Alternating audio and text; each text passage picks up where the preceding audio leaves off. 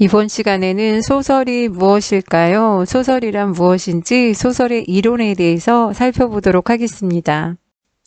소설은 무엇일까요? 소설이란 소설의 개념, 소설의 뜻, 소설의 정의는 비슷한 말인데요. 소설이란 현실에 있음직한 일을 작가가 상상하여 꾸며 쓴 이야기를 말합니다. 소설의 가장 큰 특성을 말하라면 당연히 허구성인데요. 허구성이란 얘기는 작가가 꾸며냈다는 것입니다. 현실을 바탕으로 하였더라도 그 중에 일부분은 상상해서 꾸며낸 부분이 있다고 생각하시면 됩니다. 두 번째는 꾸몄지만 개연성이 있다는 건데요. 개연성이란 현실에 있을 법한 이야기를 다루었다는 겁니다. 물론 가끔 허무맹랑한 이야기를 소설로 형상화하는 경우도 있지만 대체로 일반적인 소설은 현실에 있을 법한 이야기를 다룹니다. 그리고 소설은 꾸며낸 이야기이긴 하지만 삶의 진실을 추구하는 진실성이 소설의 특성입니다. 그 작품을 읽다 보면 우리가 어떻게 살아야 하는지 바람직한 삶의 방향에 대해서 한번 다시 생각해 보게 만드는 부분들이 있습니다. 또한 소설은 시간의 흐름에 따라서 사건이 전개되는 서사성을 갖게 되는데요. 인물과 사건과 배경을 갖추고 시간이 흐름에 따라서 사건이 진행되는 특성이 있습니다. 또한 시가 운문이라고 한다면 소설은 산문인데요. 줄글 형태로 이루어진 산문 문학이다 라고 할 수 있습니다. 시는 짧게 썼다면 소설은 좀 더 풀어서 길게 썼다고 생각하시면 됩니다. 모방성이란 현실 세계의 모습을 본뜨거나 반영하는 특성을 갖고 있는데요. 소설은 현실을 비추는 거울이라고 할 만큼 우리의 삶의 모습을 본뜨는 경우가 많습니다. 또한 소설은 예술성을 가지고 있게 되는데요. 소설은 문학의 종류 중에 들어가잖아요. 시, 소설, 수필, 희곡이 문학의 종류라면 문학, 미술, 음악 이런 것들은 전부 예술에 들어갑니다. 그래서 소설도 문체나 구성을 통해서 아름다움을 표현해서 예술적 가치를 드러내고 있습니다. 그래서 소설 작품을 읽다 보면 감동을 받기도 하고 작품을 통해서 아름다움을 느끼는 경우가 많습니다. 허구성, 개연성, 진실성, 서사성, 산문성, 모방성, 예술성 등이 소설의 특성인데요. 가장 큰 특성 하나만 꼽으라면 허구성을 꼽을 수 있습니다.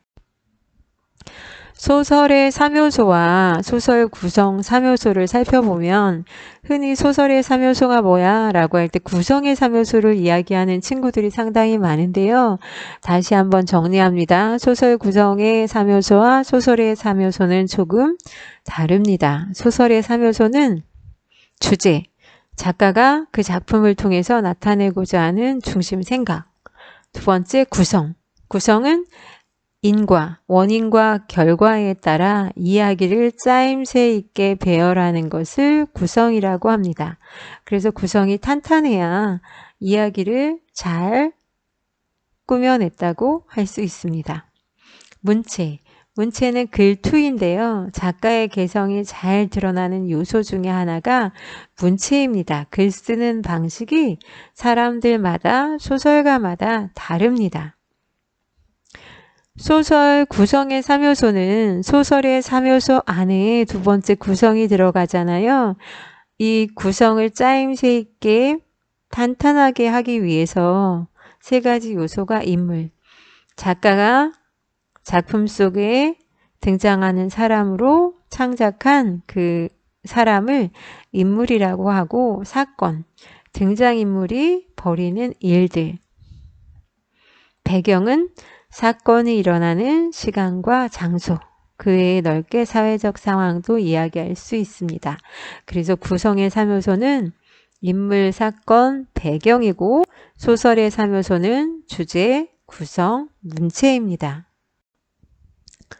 소설의 구성에 있어서 구성 단계를 흔히 5단계로 나눕니다. 일반적인 글은 3단 구성으로 머릿말, 본문, 매순말 또는 처음, 중간, 끝 또는 서론, 본론, 결론 이런 이야기를 많이 하는데 소설은 일반적으로 5단 구성을 취합니다. 물론 희곡도 5단 구성을 취합니다. 일반적인 구성 방식을.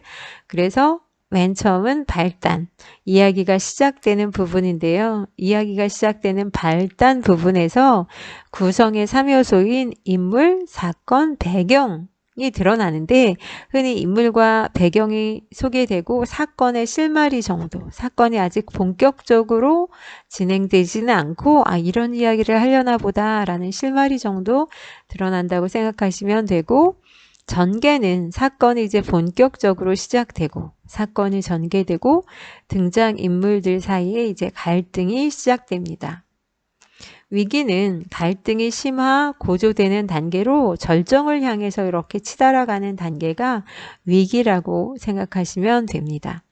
절정은 맨 꼭대기를 절정이라고 해요. 최고조되는 부분을 절정이라고 하는데 갈등이 최고조에 달하고 이제 최고조에서 이제 꺾이려고 하는 부분이기 때문에 사건 해결의 실마리가 드러나는 부분, 주제가 약간 부각될 수 있는 부분이라고 생각하셔도 됩니다. 결말은 갈등이 해소되면서 사건이 마무리되고 이야기도 이제 마무리되고 인물의 운명이 결정되는 부분.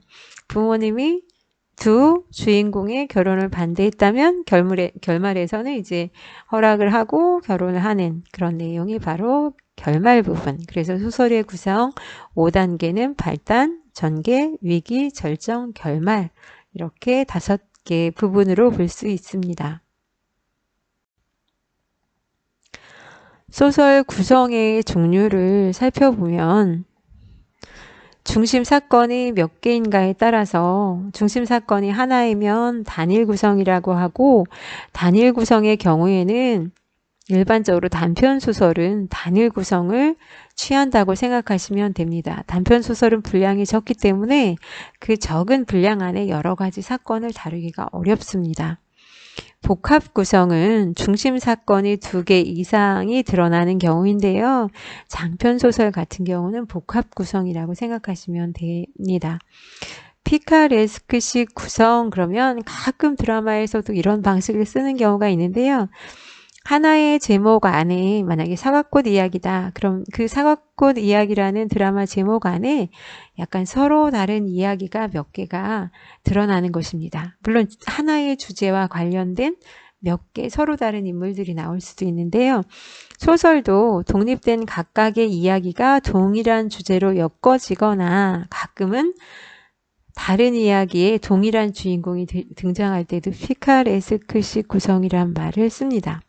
또는 많이 들어보는 것이 여러분들 액자식 구성. 그래서 이야기 속에 또 다른 이야기가 들어가 있는 것을 액자식 구성이라고 하는데요.